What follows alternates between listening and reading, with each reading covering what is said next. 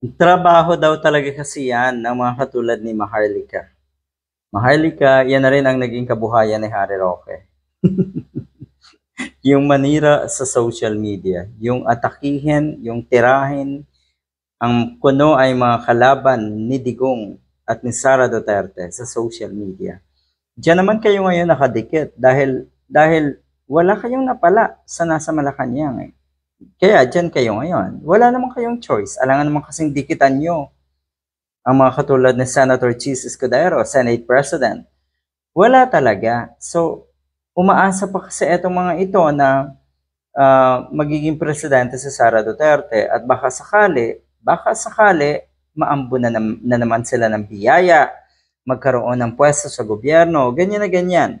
Kahit si Harry Roque, ang inaasahan niya, natural, ang last resort, ang last na pag-asa niya ay si Sara Duterte. Kaya wala siyang choice kundi dumikit at ipagtanggol ang mga Duterte. Pero hindi ba kayo nahihiya sa mga sarili nyo? Alam nyo na ang mga pinagtatanggol nyo ay malala.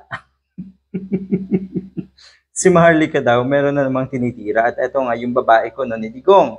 Yung aide ni Digong na kahit daw yung mga private parts ni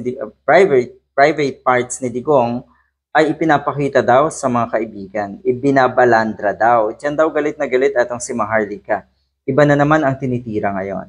Bakit ikamo?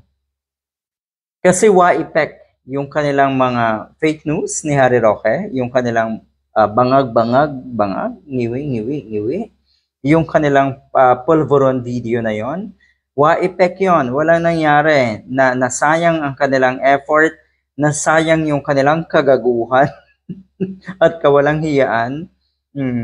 Kaya ngayon, gumagawa na naman ng issue. Iba na naman ang tinitira. At eto nga, etong si Jazz Igan. Baka nga sakali na ito ay magbigay na sa kanila ng, 'di ba? Ng kung ano man yung kanilang layunin sa kanilang existence dito sa mundo. Kasi mukhang wala eh. Pero may mga taong ganito na namumuhay sa kasinungalingan, kadiliman, 'di ba? Daig niyo pa talaga yung mga hindi nakakakita. Bakit ikamo? Kadiliman. Nagtatago, 'di ba?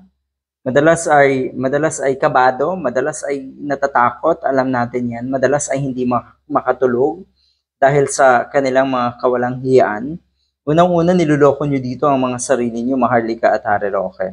At syempre, pangalawa, wala na talaga kayong pag-asa. Ito na yun, sumadsad na kayo. Lalo na po si Harry Roque, sad-sad na.